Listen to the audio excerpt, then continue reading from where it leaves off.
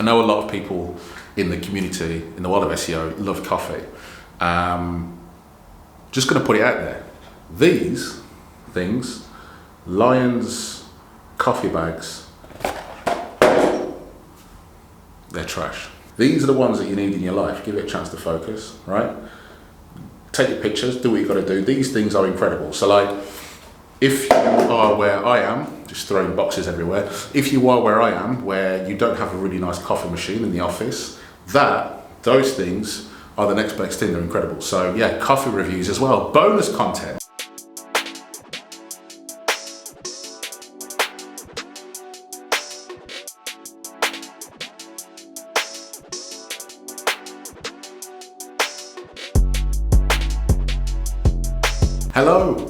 Hello, new subscribers. Hello, OG people.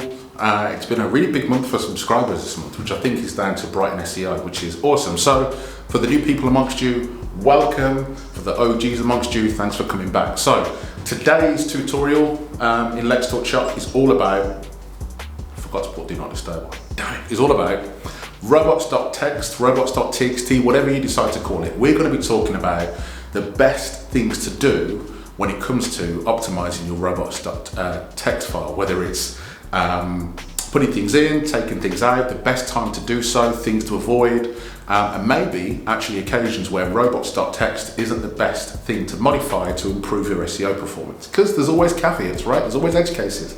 It depends, the famous saying. So yeah, this tutorial is all about robots.txt. I'll see you at my desk in a minute. Brewdog. Everyone kind of knows who they are, regardless whether you drink or not and your decisions around that. Get it, I hear you. But a lot of people, myself included, love a good beer. And by sheer coincidence, I had one of their beers this week from a Tesco fridge, and it was incredible. So they've stuck in my head, and surprise, surprise, they have a terrible robots.txt file. But before we jump into that, let's just take a look at what a robots.txt file is. What are these times during this video I'm going to say TXT, and I am going to hate myself for doing it. But a robots.txt file is basically a list of instructions that search engines and user agents are to pay attention to. So you can basically specify to search engines such as Google, Bing, Ask Jeeves if they're still flying, are they still about? What parts of your website they can access and what parts they can't. And it's really, really powerful. Really powerful, in fact critical, especially in the world of e-commerce. But if you want to go and read more about robots.txt, I recommend you go and check out the specification document in the Google Search Central, documentation here. There's loads of cool resources out there. Just throw stuff into Google and you'll find out. But today we're going to do something quite specific. I actually have here, if I just run to their robots.txt file, we can see that Brewdog clearly don't give a damn about the robots.txt file because they don't really have one. They've got a couple of sitemap links in it, but that's literally about it. And it's the same for the UK site, even though, to be honest, it should always be at the root directory, right? But just to prove a point, yeah, it's not there. Well, they haven't really got robots.txt. robots.txt file there. So what I did is went to a category page, and you can see here these things are pits. When it comes to like Google and other search engines crawling the site, these can cause some real issues because they just get lost in the different parameters and stuff. And you can see here, actually that one's okay, but if I go here and sort by say price, you can see the parameters changed. And this is kind of like duplicate content. What's new is the default one, which is why it's dropped out of the URL up here. And then if I go by ABV, I want something strong, because why not? You can see the parameters here. So all these parameters in the world of SEO, that they cause a lot of bloat. And when you think about these parameters repeated across every category and every page, all this pagination value, how many products you want on a page, it gets, there we go, another parameter's been added. It gets really messy really quickly. And these URLs, these parameter URLs, are of zero benefit to search engines. So if we were building this site from scratch, because there's a good chance, I know there's edge cases here where there could be canonicals and no follow directories and everything in there, but let's just assume for this exercise, for this tutorial, that none of that exists, and these particular URLs that we're looking at here, these parameters and filters, are all exposed and accessible to search engines. The issue we've got there is if we added these to our robots.txt file now and they're indexed, they're going to stay indexed. They end up being in a situation where they're trapped in this, we'll call it a virtual portal, where search engines can't see the URLs to take them down because they've been blocked by robots.txt, but they've already been indexed. So it makes it tricky. My point here is, if we were building this website from scratch, it would absolutely make sense to take these parameters out. And I guess what I'll go through now is the must-haves. If you were launching a site today, tomorrow, next week, the must-haves you really need to have in a robots.txt file when it comes to e-commerce. So the first one really is these sort by options here. And the way to kind of do that, if I just open a text editor, for example, so we're just going to create almost like a walkthrough robots.txt file for Brewdog. So we've got to say user agents, all of them. So we want all user agents to pay attention to this. I really should rename this. Right, new. There we go. Let's get rid of this one. User agent all, disallow.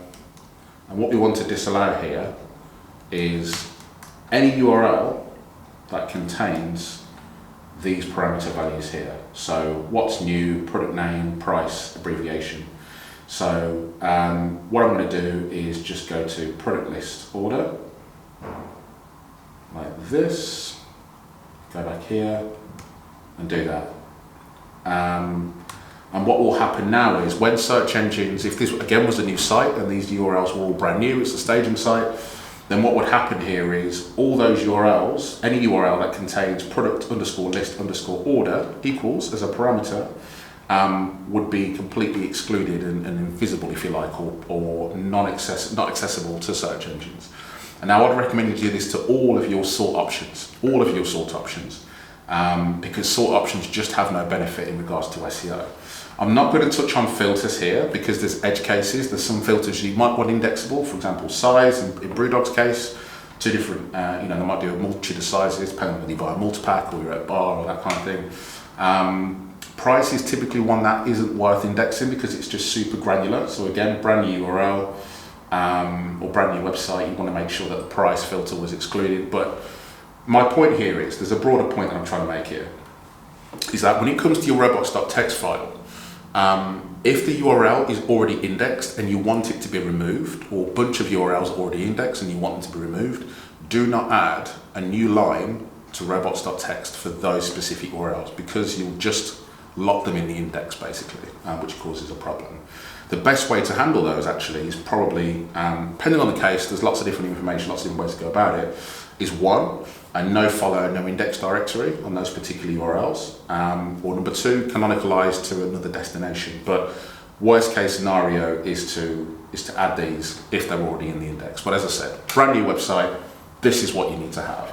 Additionally, you also want to make sure your cart and your checkout URLs aren't indexed. So let's just assume that for Brewdog, it's /cart, and then we've got /checkout. Ooh, got /. There's also some other areas that you need to have as well. So one is going to be something like my account. So anything that's in the account section, you don't really want search engines to get access to. One, because, well, a lot of the information is personal. It should be authenticated anyway, so it's not going to be a problem. But second of all, again, there's nothing of interest there typically to search engines. You might also wish, unless you have a specific reason to do so, things like wish lists. So if you have a wish list or wish lists URL or parameter, make sure you add that in there as well, because again, they're of no benefit. So you can see a pattern forming here. If these particular fragments, automated URLs, are of no benefit to search engines and you're launching a new site, make sure you include those here. I always like to throw a few others in here as well. So for me, I think things like privacy policy is depending on the company you have, might not be worth indexing. Of course, if you're a company where you want to make that loud and proud, then go for it. But in many occasions, they're just boring documents that you can access from the footer, you can access on the Contact Us page, wherever it is, but they're not really interesting for search engines. So you might have a subfolder which is like legal, and that contains your privacy policy, your T's and C's, your GDPR stuff, and you can just prevent search engines from accessing those. So those are kind of like the core areas of e-commerce that I really recommend you keep out and prevent search engines from accessing. But there's one more really, really hugely important one, and that is search. Now, in most cases, unless you are a directory or a listing, or you have a really good reason to allow search engines to access your search URLs, in almost all cases, you should prevent search engines from accessing your search URLs, because again, it creates bloat, it creates a lot of duplicate content, you can start ranking for queries that are really ambiguous and weird, especially if they're returning your links. So for example, there might be someone in the marketing team, I can't spell, that has launched a Christmas campaign. And we know what it's like. Someone searches for the word Christmas and then just internally links that from the home page. Problem is then, search engines of course are drawn to it, they index it, they rank it, and then there's a good chance that this particular search page is what ends up ranking for the keyword Christmas when it comes to Brewdog. When of course, the reality is that what Brewdog will probably want is a custom built, really nice looking landing page with some good content on and all that sort of good stuff, not a search results page. So we can see here we have this parameter, catalog search. Now you may wish to just target catalog search and get that whole directory out, but what I'm going to do is just prevent anything from a queue going in there, because you might have a site search, you might then have a blog search which uses the same parameter. So if we go back here, I'm going to also disallow, can I work it out? Right. Okay, my mind's gone blank. Q equals, there we go. So what this will do now is prevent any URL that has the parameter Q equals on. It'll make it entirely inaccessible to search engines, provided they haven't already got access to those. And that's really, really important, because search is just huge. Once you've kind of put together your robots.txt file, what I highly recommend you go and do is test it. Make sure that you're not about to blow anything up on the staging site or on your live site or whatever it is. Forget to alienate something entirely, or disallow something that you really should have indexed. Now, of course, this is just top level. There's a lot of different parameters. You can specify specific user agents, you can allow specific directories, you can do all kinds of stuff. But I really just wanted to have this particular tutorial all about the fundamentals when it comes to robots.txt. So for testing, I really like the old school robots.txt tester, which is I've got open here. So copy and paste it in, throw in a URL, and it will tell you whether it's allowed or not. It's all right, but the problem is with things like this is, well, you can only really test one URL at a time. And if you're working on an e-commerce site, potentially thousands, if not hundreds of thousands, maybe if not millions of pages, you can very easily make big mistakes and leave huge gaps in your investigation. So what I recommend you do is use your favorite crawler, whether that is Screaming Frog or Sitebulb, or there's others. They're the two I mainly use. And what I've done here is I've gone to night.com, because I like that tagline, it's really cool, just crawl it. User agent all, and they've got a really explicit, quite detailed robots.txt file, but then they've also got the Nike swoosh at the bottom, which is just like, pow, brand new. So you can be really creative with it, but the point I'm trying to make here is, you can go away, you can edit this, you can chop things out, you can throw in and copy and paste in the one that you've been playing with here, and throw it in there, and then run a crawl using that robots.txt file and see what Screaming Frog or Sitebulb pulls back. And then, if you've got like a weird black hole of URLs that your crawler's going into, or you're wondering, where's all the category pages gone? You can investigate, you can see, you can tweak your robots.txt file before you deploy it and make those changes. So there we go. Big lesson, big tutorial. I don't even know how long I've been running for. But what I will say is the point I'm trying to make here is that Robots.txt is incredibly important, hugely advantageous. And as you can see in Brewdog's example, you know, if you get it right, it can really help you out. Although, to be honest, let's be honest, Brewdog aren't shy of a penny or two. They don't stroll to sell beer. But we'll assume that they do. And equally, they need, you know, they need a good Robots.txt file. But yeah, that is Robots.txt. The basics, the fundamentals, why it's so important in the world of e-commerce. And yeah, really hope you enjoyed it. I'll see you on the next one. Take care. All right, so I made a mistake and I forgot to include a really important tip. Normally I'll just leave it, but this one's really gonna bug me. So I couldn't bother to set my tripod up again, so I'm just filming freestyle like this. Right, so if you're on Shopify, and of course you have an e-commerce store, you know, if you're not on Shopify Plus, that you cannot amend your robots.txt file, which is a pain in the ass.